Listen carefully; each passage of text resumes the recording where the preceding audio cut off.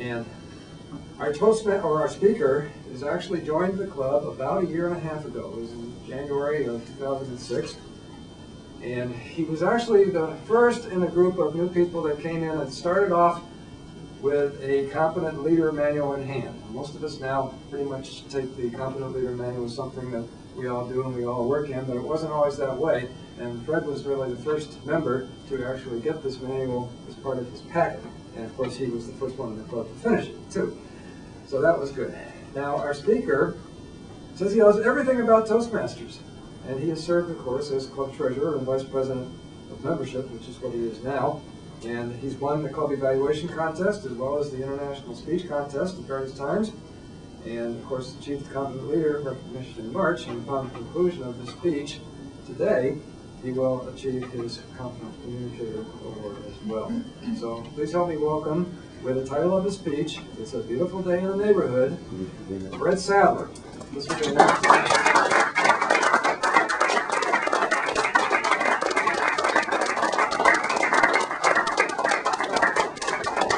Actually, Fred's going to take the long way to the lectern, or whatever we put in this place. It's a beautiful day in the neighborhood. A beautiful day in the neighborhood. You be my. Could you be my neighbor? It's a beautiful day in the neighborhood. A beautiful day in the neighborhood. You be mine. Could you be my neighbor? What a crackerjack idea. This is the way that Fred Rogers began each of his TV shows on public broadcasting for more than 30 years. And every time I came across his program, I would stop and leave my frenzied pace, maybe grab a Cracker Jack, and settle into his relaxed, lovely world. Each week, he would pick a topic that had something to do with being neighborly. The dictionary defines neighborly as friendly or amiable. But he taught us that neighborly can be so much more than that. Mr. Toastmaster, fellow Toastmasters, and guest. This room, Glasgow 389, has become my neighborhood for public speaking. And you all have become my neighbors.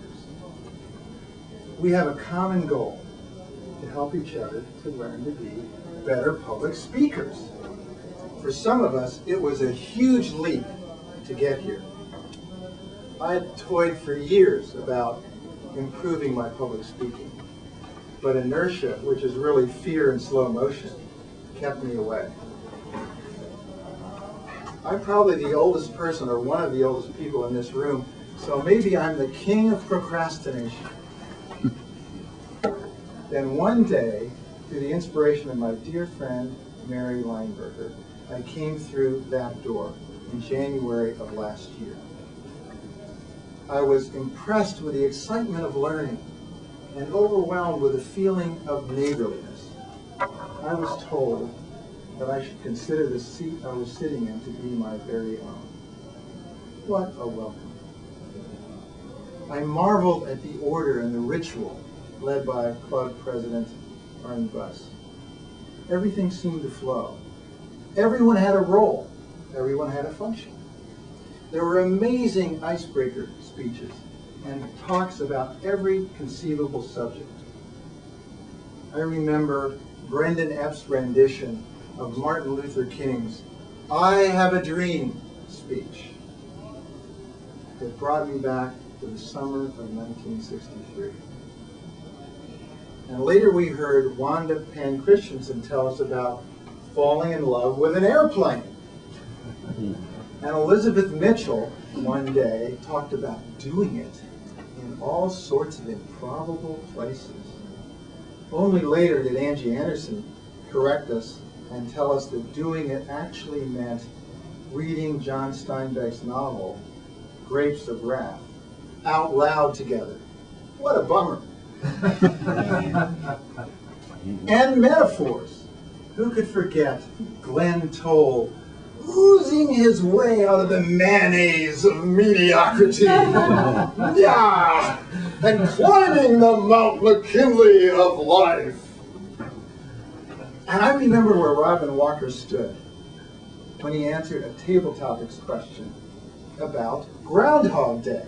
And he stated that since you never saw Superman and the groundhog in the same place at the same time, Superman must be a groundhog. I've come to love everything about this room, from the poster board at the base of the stairs, to the World Bank, to the time machine. These are some of my favorite things. I think I feel a song coming on. Statues and ribbons and bright-colored banners, name tags and ballots, World Bank and timer, lectern and gavel and Oz that go ring. These are a few of my favorite things. Hands that go clapping, words that go tapping, no time for napping. Table Topics is happening. Speakers that fly with a song on their wings. These are a few of my favorite things. When the fear strikes, when the words go, when I'm feeling sad, I simply remember my favorite things, and then I don't feel so bad. I leave every meeting refreshed, energized, and filled with gratitude. And between meetings, I look forward to emails, to blogs, to newsletters, and tales from all over the TM world. You know, actually, we have a very, very large neighborhood.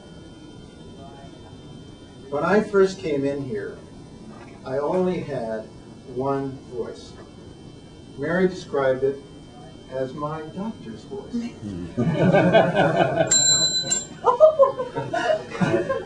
Maybe soothing, but not very exciting, and certainly not the voice to give a speech with. But by watching you and listening to you and working my way through the manual, and with the help of all of my mentors, I have discovered other voices. From yes to yes, yes, yes! Yeah. From he, to ah, ha, ha, ha. From meow to ah. From I can speak Spanish to ay caramba, yo hablo español. And I've learned other ways to move as well. From clutching the lectern to standing free.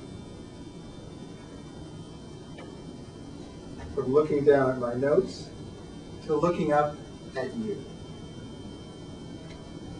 From practicing the box step to doing the monkey. It's a beautiful day in the neighborhood, a beautiful day in our neighborhood.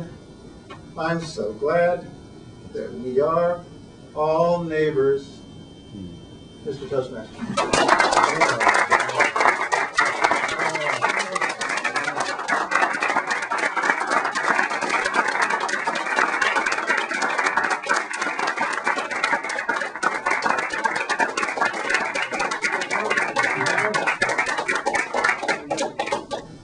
There you go.